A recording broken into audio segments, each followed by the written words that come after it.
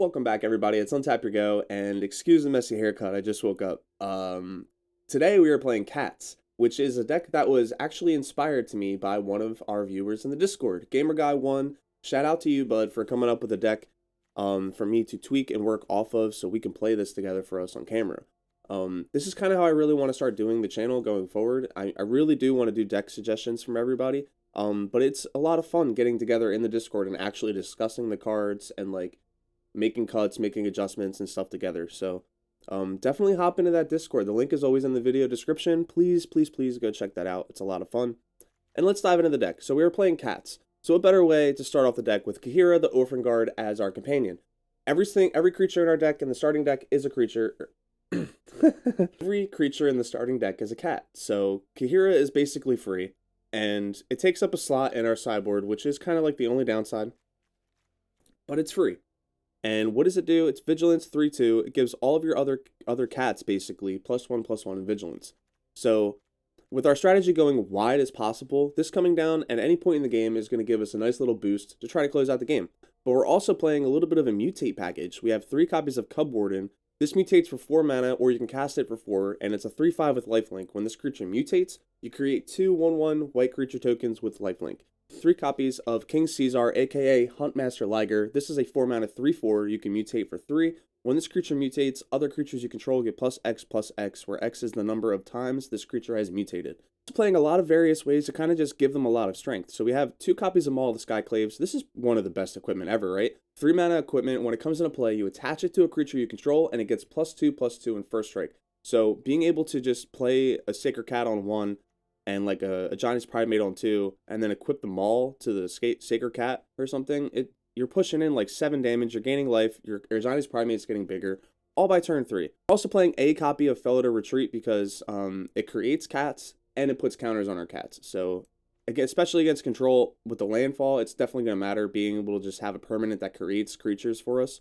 And then I'm playing a copy of Cathar's Crusade. I did originally start at 3 copies, but it's just a little clunky. But being able to buff our entire team whenever something comes into play, it's essentially doing the same thing as Fellow to Retreat for 1 mana more, but with Reflections and Mutate, that's going to put at least 2 counters on our creatures, and then, you know, it's just going to snowball from there. And then to get into the cats, so we have 4 copies of Charmed Stray. This is a 1 mana 1/1 with lifelink. When it enters the battlefield, you put a counter on it on each other creature named Charmed Stray. So in multiples, this card runs better. With Reflections of Lajara, these are going to end up putting more counters on each other than they probably would normally. Now we're also playing 4 copies of Leonin Vanguard, because this is honestly really good for our strategy, not to mention the fact that it gains us a little bit of life. So 1 mana 1/1, beginning your combat on your turn. If you control 3 or more creatures, which that's ideal for us, it gets 1/1 until end of turn, and you gain a life. So it's a nice little 1 mana 2/2 that's going to get in some early aggression for us. It's also going to help gain us some life for our Johnny's Primate. And then we're playing 2 copies of Sacred Cat. So this is a 1 mana 1/1 with lifelink, and you can embalm it for 1. The ultimate embalm creature, let's be real. But being able to just buy this back in the mid to late game if we need to, and then equip it with the Maul, the Skyclaves could be enough. You know, pumping it with Cub Warden or Huntmaster Liger could be really good. So just having the versatility, being able to bring this back out of the graveyard is why it's here. Then we're playing the 2 copies of Johnny's Primate. I was maxing out on 4, but we're not a life gain deck completely, so it's not really worth banking on. But there's a lot of incidental life gain that is going to actually help scale this creature, not to mention he will get the buff from Kahira, and he will get the buff from King Caesar. Then we're playing 3 copies of Glass Casket to deal with early aggression, and we're playing 2 copies of a Johnny's Welcome to be able to gain some life. This is our other life gain piece, so it's going to help trigger for all of our permanents, as well as the Reflections of Lajara, but it's also going to help synergize with the Johnny's Primate. Then we're playing 4 copies of Chart a Course. This is perfect for the deck because we really want to draw some cards. We need to see action, otherwise this deck falls short very quickly, because with everything else going on in the format, if you don't have an engine and you can't just keep producing card advantage, you're going to lose really quickly. So Chart a Course is going to help find us some cards. Whether we attack or not it's relevant, but we are going to be attacking a lot of the time. To finish off the main deck, we have 2 copies of Settle the Wreckage to be able to like surprise our opponent and exile their creatures, and a copy of Regal Caracal. I would have played more copies if I had them, but honestly, this guy's great. Every time I play him, I usually win the game. So if I had all 4, this deck probably would be a lot better. 5 mana 3/3, other cats you control get +1/+1 and have lifelink. And when it comes into play, it creates 2 white creature tokens with lifelink. So altogether, it's putting 7 power on the board across 3 bodies for 5 mana. And white, that's pretty good. In the meta base, we have a mix of basics, two copies of Castle Ardenvale to make some tokens, and then we have a bunch of duels because the only thing we're splashing for is the Reflections and the Charter Course. We don't need a ton of blue mana, but we do want to see it. And we also have 2 copies of Fabled Passage in case we need to find it in a pinch. In the sideboard, we have another copy of Glass Casket against aggression, 2 more copies of Valorous Stance to be able to deal with bigger dumb creatures or protect our own, 2 copies of Sorcerer's Spyglass against Planeswalker activations and the like, 2 copies of Banishing Light against Planeswalkers and other problematic non-land permanents, 2 copies of Make It Stand. This is basically Unbreakable Formation for me. I only have 1 copy of the card. If you have Unbreakable Formation, you could probably just play 2 or 3 copies here.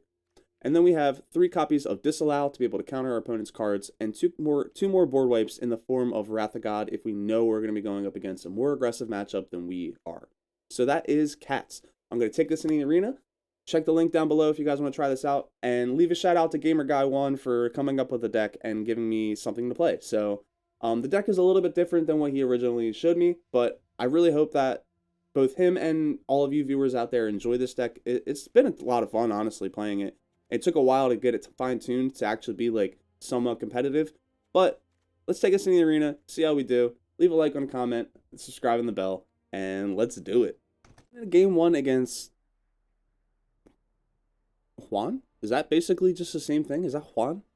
We're going to go ahead and keep this. We have 3 1-drops, which is perfect. We have them all the Skyclaves, which is even better. Which one do we lead off with? These 2 don't have lifelink. The Charm Stray does, but we could follow this up on turn 2, have our opponent kill this if they have any removal, play the Charm Stray on 2, and then Maul on 3. We could also get down our Ajani's Welcome right away, and depending on what matchup we're against, that could actually swing the course of the game altogether. So now we have our chance to start off the game. You know what? Yeah, let's get down the Ajani's Welcome first. I have a feeling we're up against Mono Red. No sleeves. That's classless. Mono green. That's not what I expected from you. Okay. Okay. This is sketchy now. So we're going to start off with the Leon and Vanguard. And the Charm Stray. So we're up against Elves. So this actually might be a little bit more complicated of a matchup than I thought. They're not packing a ton of removal. Like, they could be playing Ram Through, Primal Might, or just some form of a fight effect, but they're really just trying to ramp, get to their Crater Hoof, and win the game, which means we need to close out the game a lot faster. So we're actually going to go ahead and get the small Skyclaves down on the cat. Yep. Let's go ahead and gain some life back. Next turn, we get 2 more life from the Leon and Vanguards. I could also start getting Kahira out of the companion zone. And we have a Charter Course to refill our hand a little bit, so we're actually in pretty good shape. Really just depends on what our opponent has. Leave the Stampede. Okay, so 5 mana. They can reveal up to 5 creatures, and they hit 4! Gross! Imperious Perfect, Beast Whisperer, and Steel Leaf Champion. Alright. So we're definitely going to be in a world of trouble. So this only hits our creatures. That's kind of bummy. So go ahead and hit the Leon and Vanguard again. Our opponent's most likely not going to attack. With, or block, I mean, with the Paradise Druid. So let's just get in. Yep, opponent takes it. Let's go ahead and Charter Course.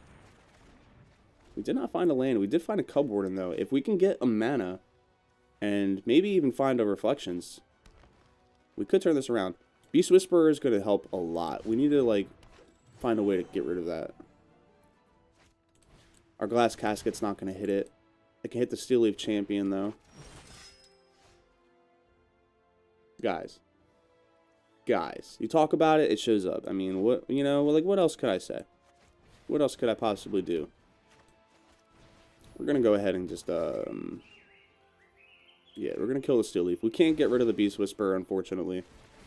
Really wish we could. Our Leon and Vanguards are pretty vulnerable, so we're actually just going to get in for 3. Our opponent's down to 9, so we're close, and we're up at 36. Like, we're in pretty good shape. Another Beast Whisperer, so they're going to be drawing a ton of cards now. Never going to run out of resources. If we can find our Settle the Wreckage and a land, actually, then I don't even care about their Crater Hoof.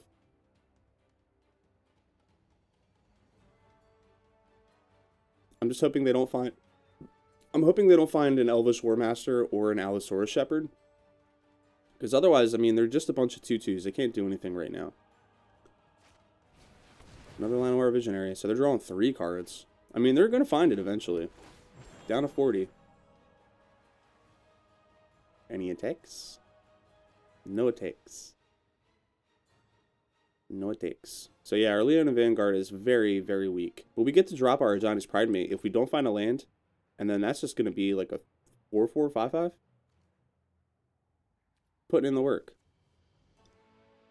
Put it.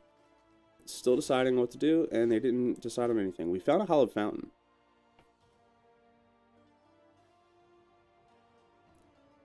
I could play the Cub Warden.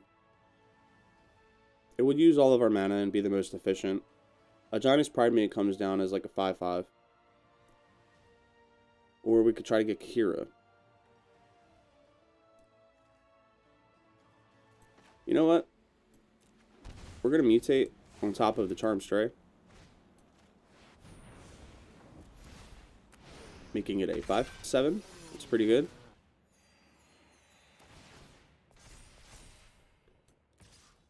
That's really good. Alright, so our opponent's down to 4. You got 1 chance. They have 5, 6, 7, 8, 9. They have 9 mana, so they have Crater Hoof.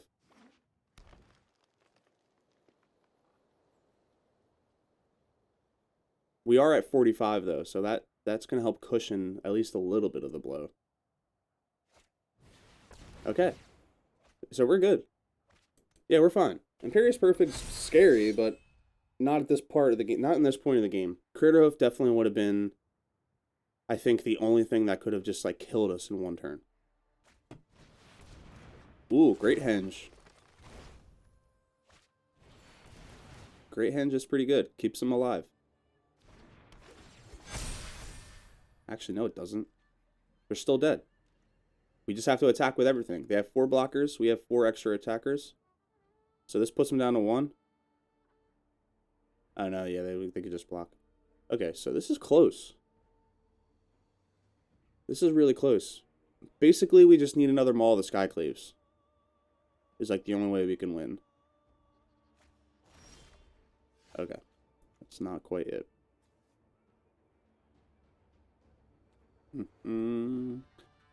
Opponent is very close, probably, to finding their Crater Hoof, and I mean, their board state is definitely lethal.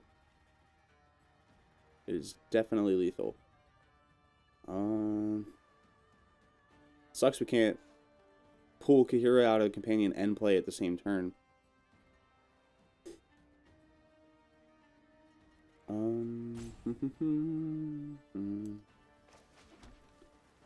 Alright. Well, we pretty much have to attack with this. Put them down to 1.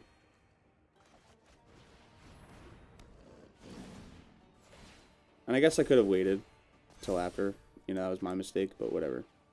We have Kahira in hand. And yeah, I mean, same as last turn. Crater Hoof or bust.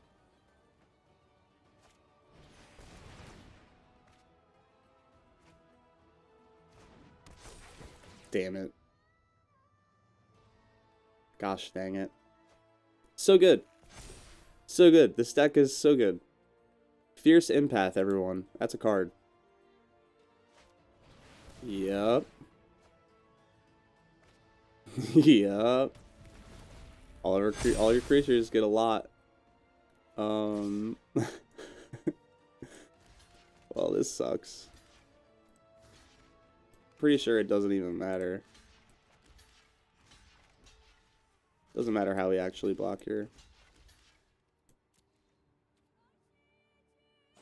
We are the biggest dead.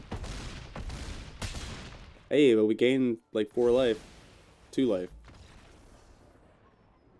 From 1. I mean, Grey Henge literally saved their ass. If they didn't play the Grey Henge, we had that game. Damn. Going into game 2 against Necronoozer, and this opening hand is kind of bad, so we're going to mulligan, I think. Chandra Sleeves, could imply mono red, in which case these glass caskets actually do a lot. I mean, we could bank on these glass caskets, actually, and then just hope that the reflections gets us, but we have no creatures.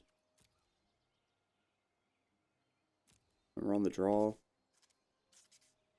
Yeah, I don't like that. We need to commit. That's better, but we don't have a creature still. At least not an early one. King Caesar could be good. Let's get rid of the Ajani's Welcome. It's probably the weakest card in the hand. Is it mono red? Is it mono red? Mono red, mono red.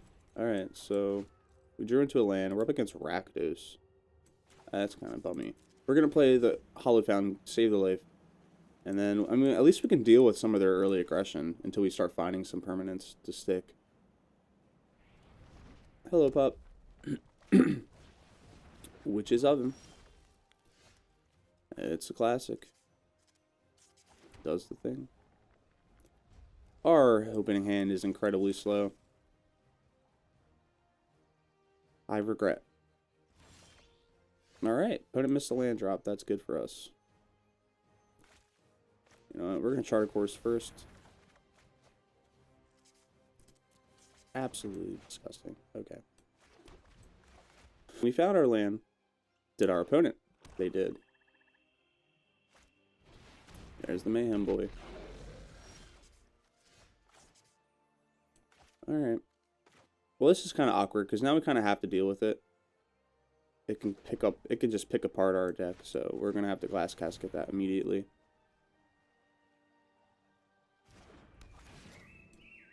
Yep. Go ahead, do your sacrifice.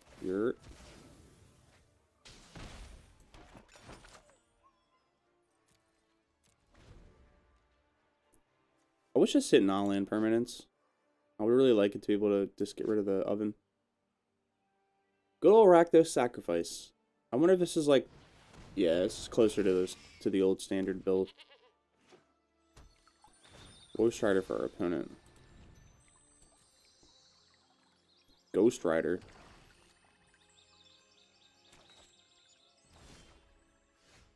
Alright. So, I mean, do we kill this? They might have, like, Claim the Firstborn that doesn't do anything against our Huntmaster. They could also have the Akroan War. I don't know if they even play that main board.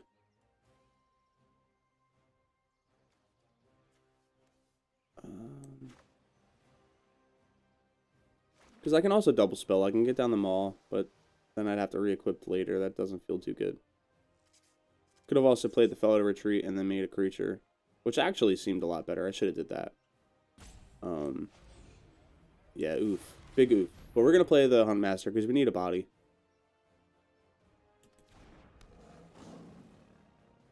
Dang, he come down and made like a huge ass like warp on the table. Damn. Yeah, you sacrificed that goat. Yeah. Scry 1.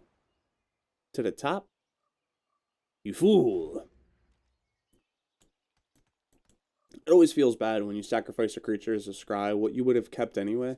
Feels really bad. God bless you, man. Stop sneezing. What, you got allergies? You got allergies? Angrous Rampage. Like, this card, I hate this card. I think this card is terrible. It always shows up in, like, the worst possible spot for me. Alright, so we're going to go ahead and play the Fellow to Retreat this time.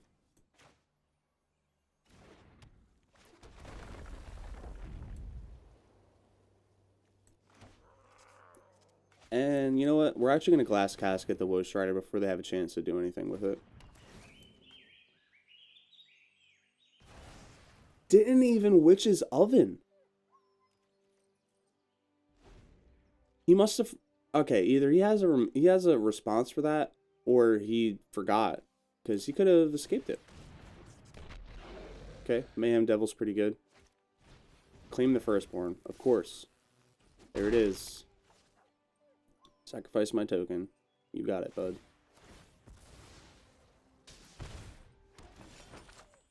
Another hunt master. It's not too bad actually.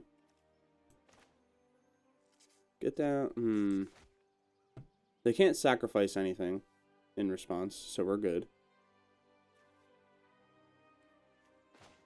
So I guess it's Charm Stray followed by Hunt Master.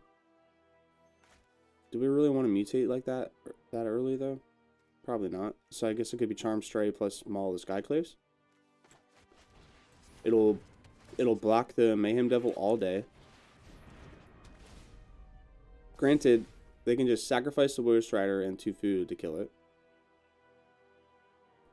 Not in that order, but that'd be putting in a lot of work to kill otherwise a not super relevant creature. Sure. Sure.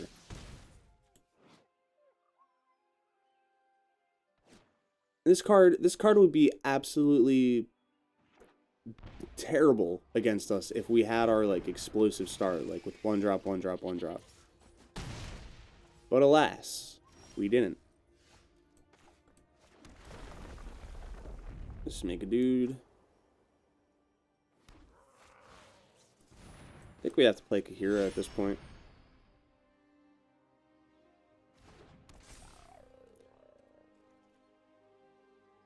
Oh man. Woe Strider with free sacrifice activations. And the Mayhem Devil. They're almost out of cards, but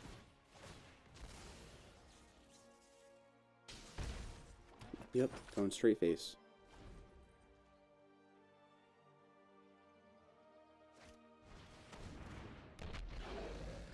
Oh my god.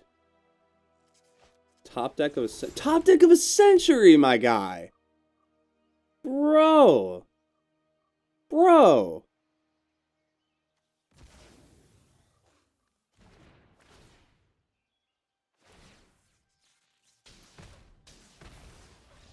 Man, Rakdos. Alright, going into game 3 against Higasa. We're off to an absolute terrible start today, guys. I apologize for that, but let's try to get us a win. So we're going to start off with Sacred Cat. Didn't even discuss the hand, but this is a much better keep. Less. Glacial Fortress. Ah, I did it backwards. I'm an asshole. Never play Magic on tilt, guys. You make a lot of mistakes. You make a lot of mistakes. Alright, so we missed out on 1 point of life. If we lose by 1 life, you guys can slander me in the comments. Artificer's Assistant. Cute. Cute, cute, cute. I like flying, so I'm going to keep up with that. Yep. Please no kill spell, please no kill spell, please no kill spell, please no kill spell, please, please, please. Damn! Fire Prophecy plus Bird? What are you playing? What could you possibly be playing? You want to trade? Nah, you suck. With Form Engine, what are the chances they're actually playing this in the deck?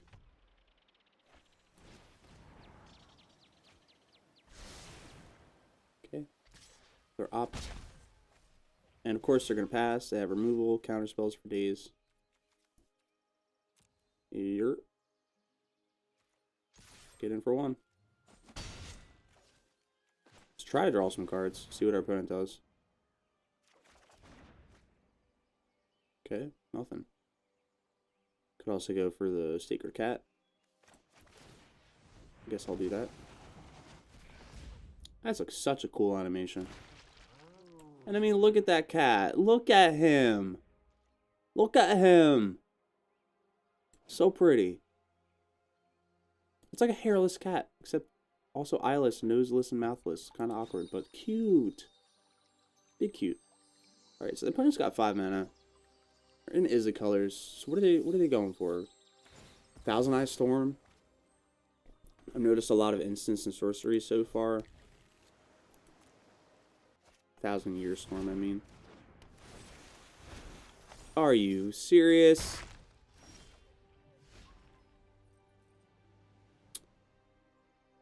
Bro, that is bunions. That is bunions. And we don't even get it back. That sucks. That should seriously be until it leaves play. I know, you just straight up steal it. Gross. Very gross.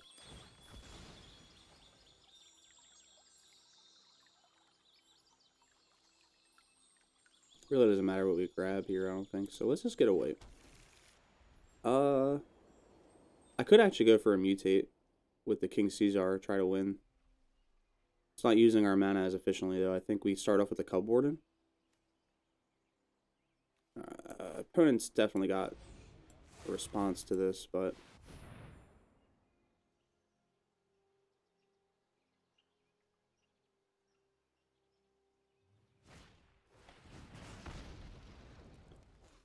Yep.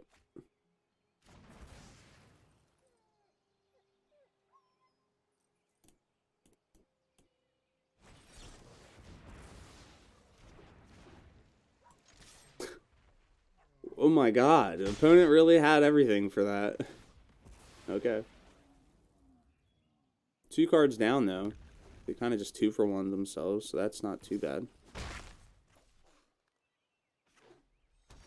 Last card in hand, is it a counterspell, you think? I really want to land for that Reflections.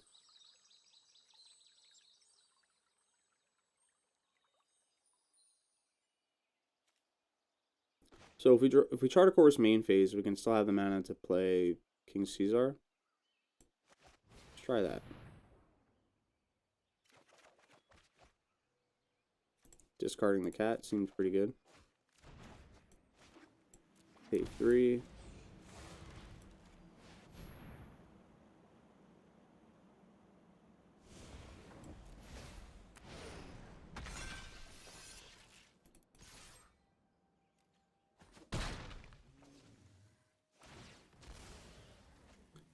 Is other creatures you control. So that's actually kind of awkward. You really need to have other creatures in play for this to actually matter. That is a little awkward. Fervent Champion. Not at all what I expected. Ooh, Reflection mana, huh? So we're gonna do this. Cat.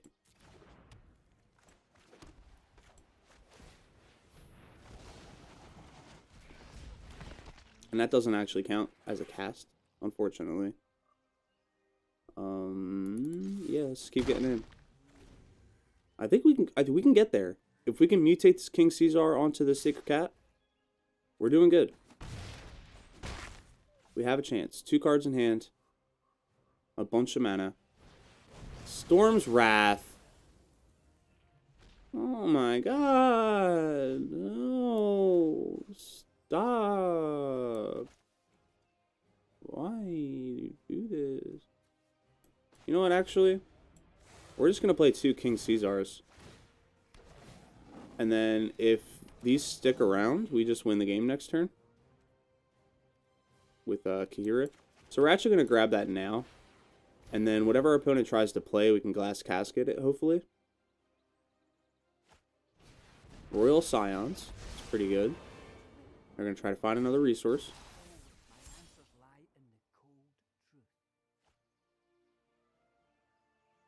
He just discarded a Thieving Skydiver. That makes sense.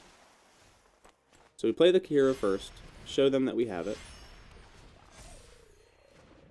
We're obviously going to keep the original. Hey, we did it, guys. We did it, guys. Cat go meow meow. Cat go meow meow. Yeah, boy. Took us 2 really rough defeats, but we got there. Pretty sick. Welcome back to the wrap-up, everybody. If you made it this far, it means 1, you watched my video, and thank you so much. And 2, that means you watched my video, and I'm so sorry you had to watch us get dumped the first 2 games. The first game, they got very lucky with the Great Henge, but otherwise, it was a close game. We lost anyway. We went 1-2. Not the best record. And to be fair, I changed the deck a lot versus what Gamer Guy provided for me. This deck was more focused on the going wide strategy, banking on the Huntmaster Ligers to push in all that damage, and the Reflections of Lajara to just create a bunch of creatures.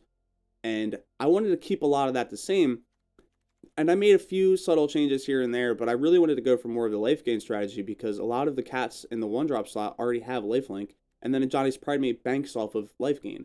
So I really tried to like make this work, but I feel like I was just stretching the deck in too many different directions, I guess. Like, I had a life gain strategy, but it wasn't devoted life gain strategy, so no Heliod's, no Soul Wardens or anything like that. So Aegina's Primate definitely undershined here. You probably could just go for another copy of like Maul of Skyclaves in its position and another Glass Casket. Or you can go up like Banishing Light. Like Banishing Light probably would have helped us a lot deal with a lot of the problematic permanents that we faced in this video. Cathar's Crusade did not get to do the thing I wanted it to.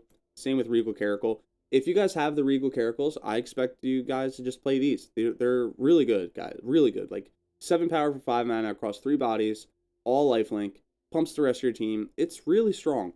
So if you really want to build this deck and go into cats, I highly recommend just adding the 3 Kahiras in the main board, and then just adding a few more copies of Regal Caracal and make your cuts accordingly, because just having all the early aggression and then the Lord effects and everything could just be better.